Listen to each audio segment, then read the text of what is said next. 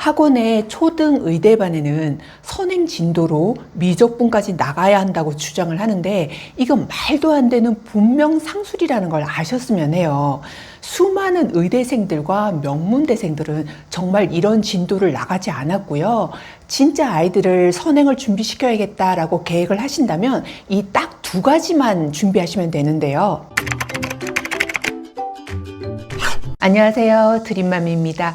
오늘은 선행학습에 대한 오해를 바로 잡아드리고 아이에게 꼭 맞는 선행 공부법을 알려드리기 위해서 이 영상을 만들게 되었는데요. 상담을 하다 보면 정말 깜짝 놀라는 게 전보다 더 심하게 선행에 대한 그런 강박관념을 가지고 계시더라고요. 초3 때 미적분을 해야 한다. 그리고 초5인데 중3 거라는데 너무 선행이 늦지 않나요? 이런 상담들을 많이 하세요. 이게 요즘에 유행하는 의대반에 입학하기 위해서 미적분을 꼭 다 해야 한대, 이런 얘기가 유행처럼 퍼지고 있더라고요. 그런데 사실 의대를 진학했던 친구들이나 그리고 정말 수학을 잘하고 명문대를 간 친구들은 정말 이런 진도를 나가지 않았거든요.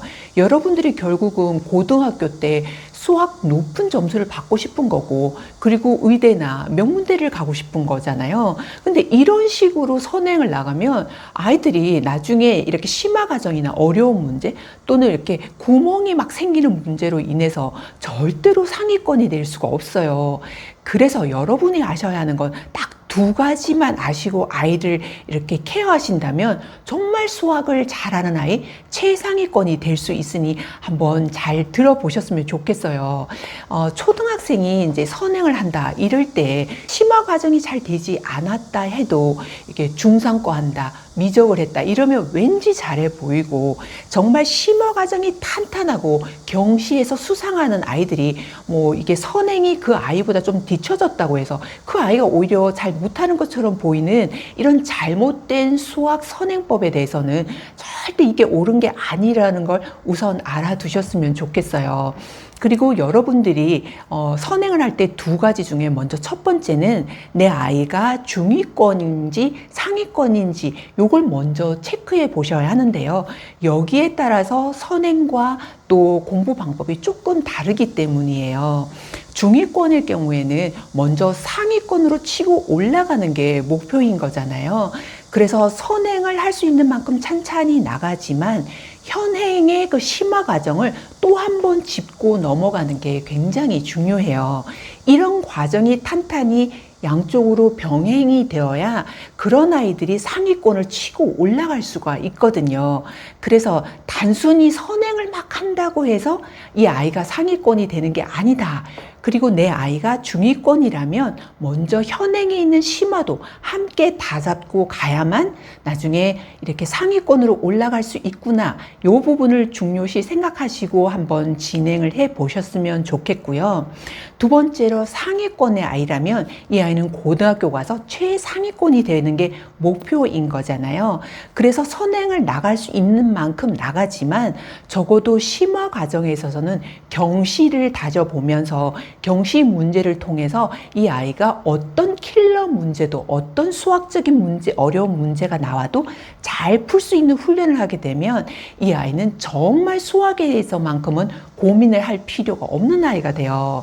이런 건 정말 선배들이 수학을 잘하고 또 의대를 가고 또 수학과를 간 친구들이 누구나 했던 방법이기 때문에 이렇게 무작정 선행을 나가서 미적까지 끝냈다, 이런 것들은 정말 없었거든요.